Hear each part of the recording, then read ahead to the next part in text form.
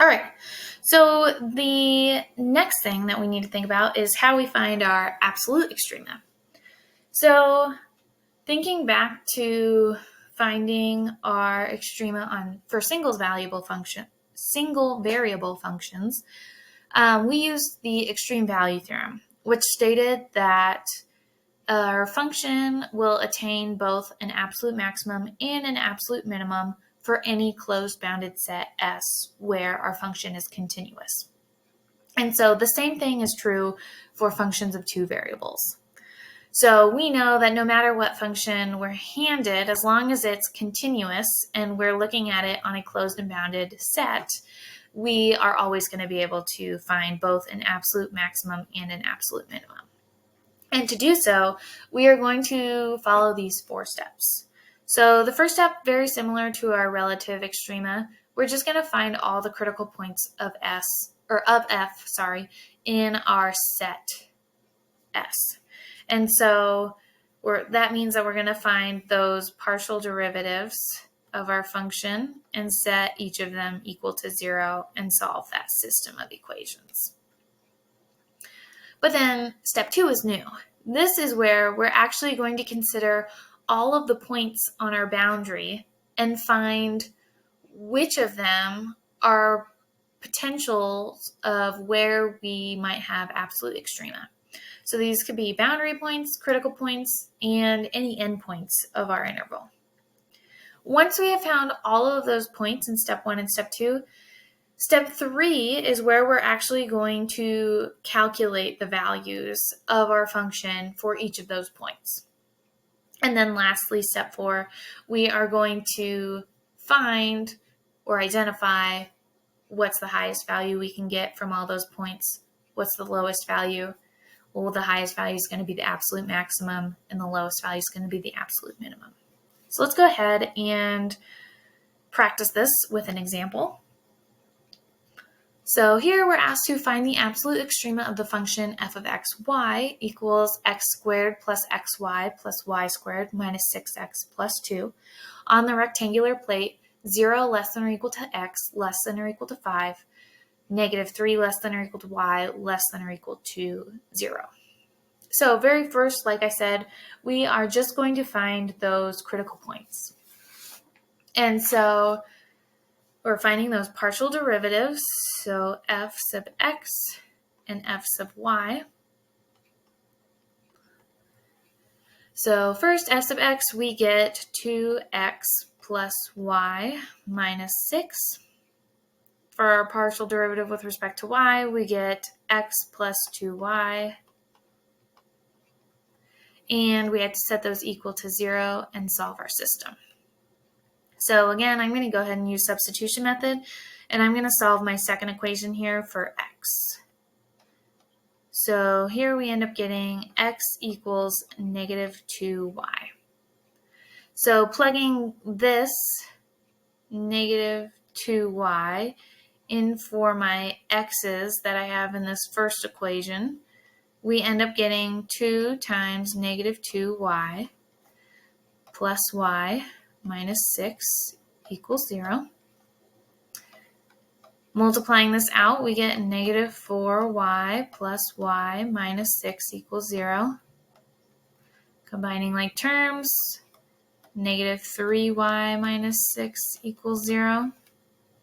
And then solving for y, so getting that all by itself, we get y equals a negative 2. So now we have a value for y. We need to find the corresponding values for x. So I'm going to just go ahead and plug in negative 2 for y here. So we get x equals negative 2 times negative 2, which is positive 4. So we have one critical point that we found in our boundary, which is occurring at 4, negative 2. So what I would advise, because again, we're going to find more points in step 2. So I would just keep track of your points. Maybe make a separate list from your work so they don't get lost in there, because you want to test all of these points. So now we're going to go ahead and find the boundary points. So what I want to do here first is identify, well, what is our boundary? So it's this rectangular plate, so I'm just going to go ahead and draw that on our XY axis.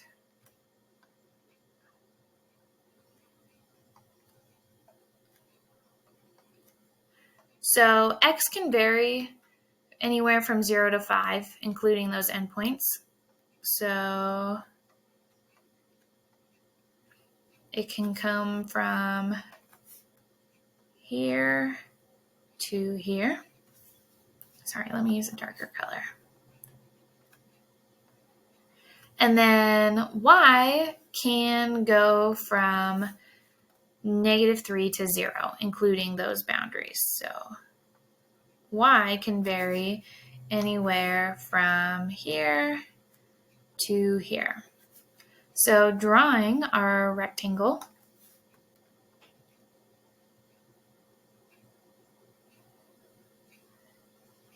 it's a very poorly drawn rectangle, but I hope you can see what I'm trying to demonstrate here.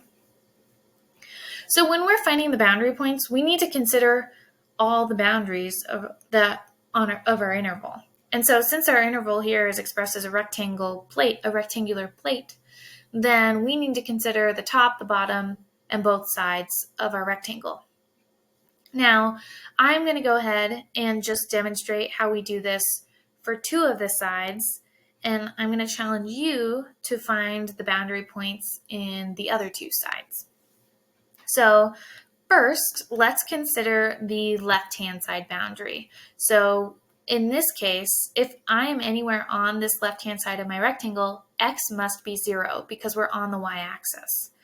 So let me just color code this for you too so that you can see this maybe a little better. So this is the boundary I'm concerned with, and here we know that X has to equal 0. So if X equals 0, our Y is still varying anywhere from -3 to 0. So Y is anywhere in this closed interval here. So now what I'm going to do is I'm going to evaluate our function at the point 0y, because 0 we know is going to be held at the constant 0, X is going to be held at that constant 0, but Y is still varying. And I'm going to call that G. This is going to be a new function, and it's only going to be in terms of Y, because we are plugging in 0 for our X's and leaving Y alone. So when we do, we get 0 squared plus 0y plus y squared minus 6 times 0 plus 2. And so our function g of y is just left with y squared plus 2. So now I have a one variable function and I'm trying to find critical points. So just like we would have done in step 1, we're now finding the derivative of this function g with respect to y and then setting that equal to 0 and solving. So the derivative of g with respect to y is 2y, and I'm setting that expression equal to 0 and solving for y, which we get that y has to equal 0 for this to be satisfied. And so one point that we have here is 0, 0. So that's one of the points that we also need to add to our list to test. But I need to first check that this is allowed. So is y equaling 0 in the interval that we have that y can exist on? And in this case, yes, it's one of the endpoints, but that's fine because it is included because we have less than or equal to. So 0, 0 is a point we can test. And that's actually going to be right here. Now, when we're looking at boundary points, I also told you that we need to consider the corners or the endpoints of our intervals. So the endpoints of a rectangle are actually going to be corners.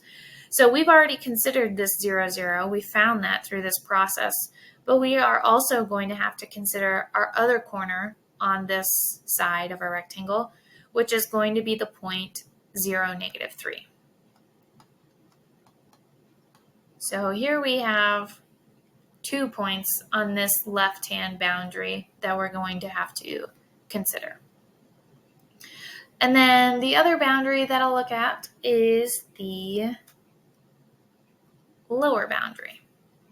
So we're going to consider this side of our rectangle.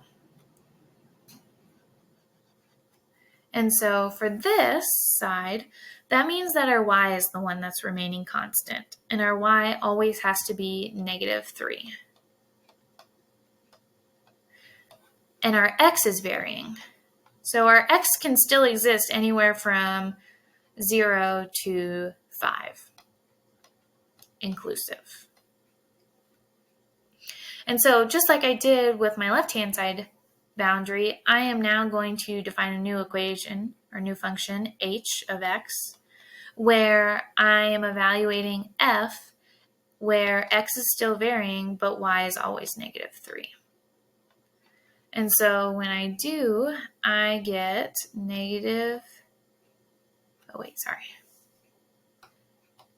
I get x squared plus x times -3 plus -3 squared plus 6 times x plus 2.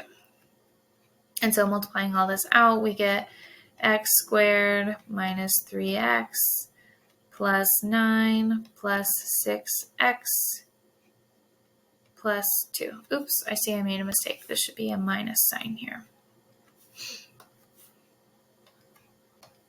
Combining like terms, we get x squared minus 9x plus 11. And again, just like we did with our other boundary and our other critical points, I now need to find the derivative of h with respect to x, which is going to be 2x minus 9.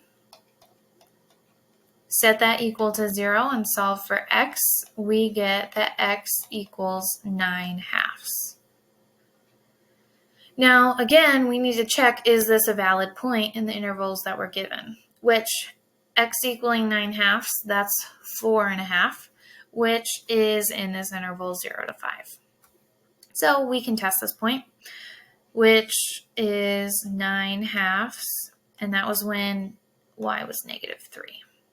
Remember, we also need to consider the boundaries, or the corner points.